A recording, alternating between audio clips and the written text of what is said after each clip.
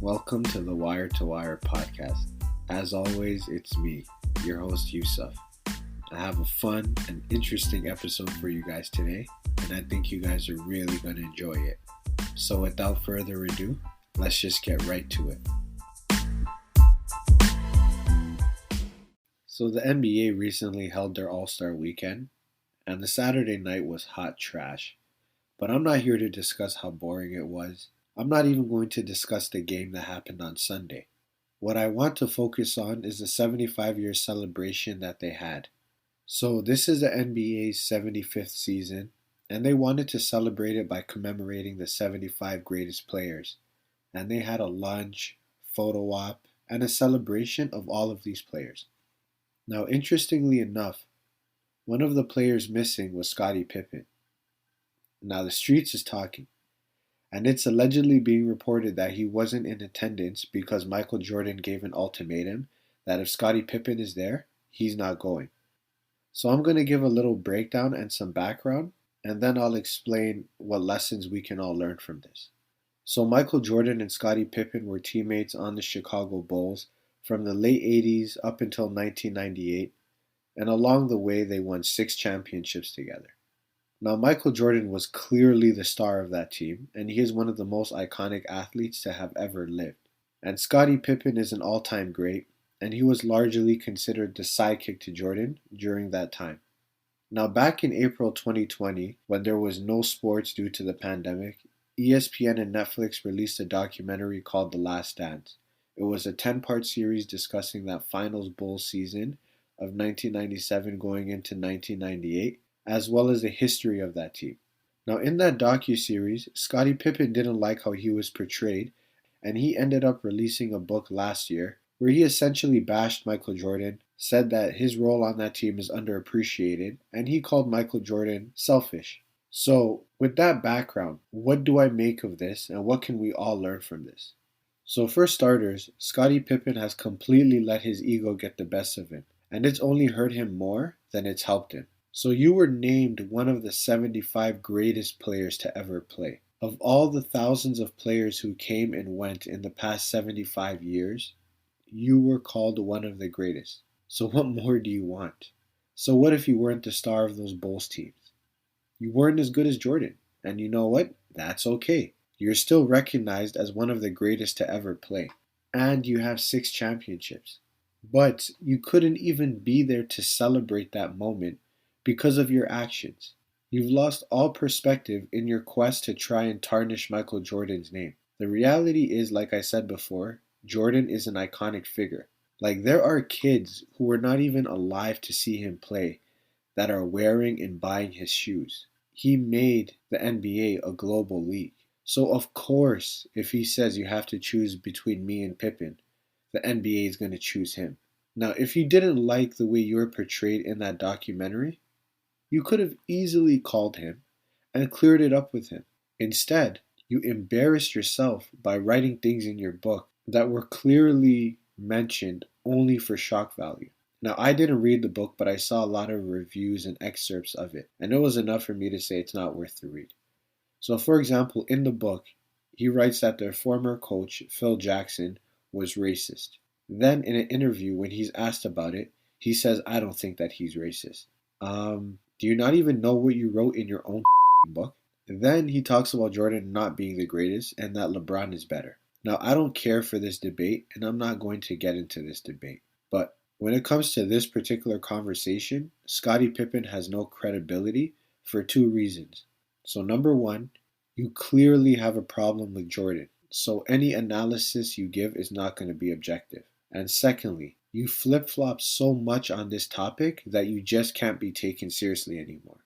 So in 2011, I believe it was May 2011, you came out and said that LeBron was better.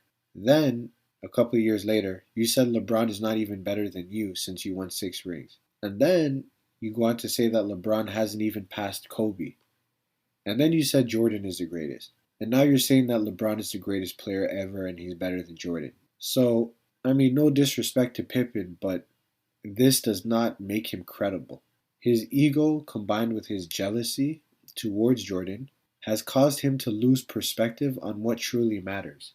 Now, one of the ways that you can tell when someone is jealous or envious is when you listen to them explain themselves, they make no sense in what they're saying. It almost seems as though they're talking just for the sake of talking, because they're trying to rationalize something that cannot be rationalized. Like, really think about everything that he's been saying with the examples I just gave. Does any of that make sense to you? And the answer is, of course it doesn't. And you'll find it's the same thing with people who might hold jealousy or envy towards you. See, as you progress in life, or you try to progress in life, these are the type of things that you'll come across. Now, I've personally experienced it in my journey, and you will no doubt experience it in yours. So while we can't control what others do, we have to make sure that we don't allow these feelings reach our hearts and our spirits. And unfortunately, it's a sad reality that it can come from the people who are closest to you, even the ones that you least expect it from. So 20 plus years ago, when Jordan and Pippen were teammates and they were playing at the highest level and they were winning 6 championships together, did you ever think that it crossed Jordan's mind that this guy would write all these things about me in a book? But in the end, that's how it played out. And the thing with jealousy and envy is that they are self destructive traits, but it also has the ability to be destructive towards us. So Pippen tarnished his own name and made himself look bad by bashing a former teammate. And then he got himself uninvited to a celebration.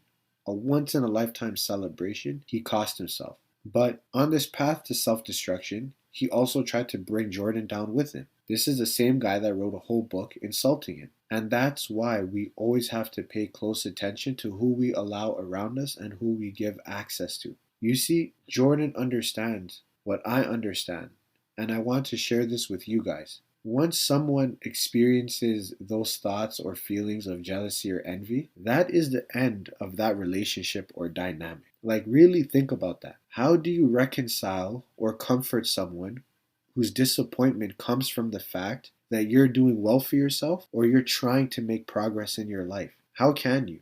What will you do? Are you going to apologize for trying your best? Are you going to spend time to try to show them a different perspective, that they shouldn't be comparing themselves to you and that they can just try to do better for themselves? You can't. It's done. It's over. Once it gets to that point, you have to let them go. It's best for your own sanity and for your own well being. And ultimately, while this is a situation between Pippen and Jordan, it's a good example because it's something that can happen to any one of us. So we have to be mindful and we have to pay attention to the subtle things. That means listening to the comments that someone makes, or paying attention to their reactions after we tell them good news, or just overall observing their behavior. Now, these signs are dead giveaways, but only if we pay close attention.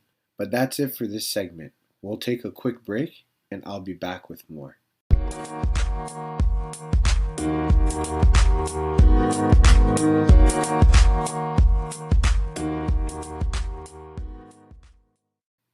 So if you listen to the show on Apple Podcasts or Spotify, I did an episode recently called the Emergency Episode Part 2, where I discussed the Nets trading Harden to the Sixers in exchange for Ben Simmons on the same day of the trade.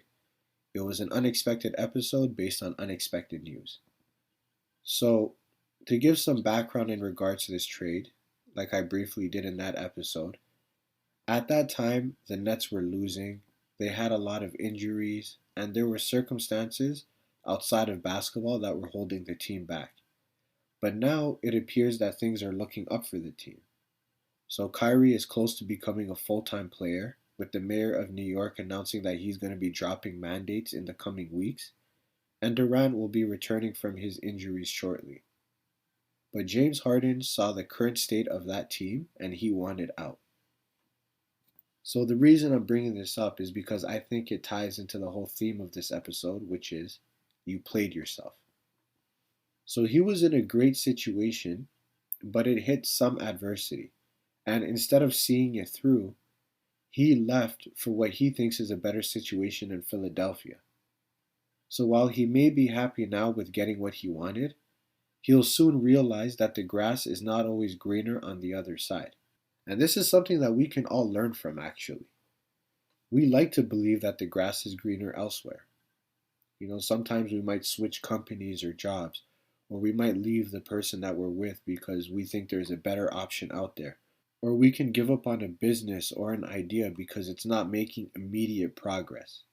Things take time, and adversity is part of the process. But most of the time in life, you'll find that it's more rewarding to see things through instead of just jumping ship. So when the Nets are fully healthy, they'll have a complete roster and they can cause some serious damage. Now, the Sixers will continue to be a good team, but I don't see them going far. So, with that being said, we shouldn't sacrifice long term gain for a short term temporary benefit. And there are countless examples that we face in our lives where we have to make these choices. And oftentimes they're not. We're tempted to go with what we think will give us that instant gratification. But we soon come to realize that that's not what's best for us. We should practice taking the time to think things through, to make calculated, well-informed decisions. We have to think about the effects it'll have in the short and the long term. Because when we do our due diligence, we may find that it's better to weather the storm for a short period of time than it is to make a quick, hasty decision. But long-term thinking is a skill, and it's something that has to be consistently developed. And we also need to develop the ability to see the bigger picture rather than just looking at everything at face value for what it currently is. But that's all I got for today. Thanks for listening. Until next time.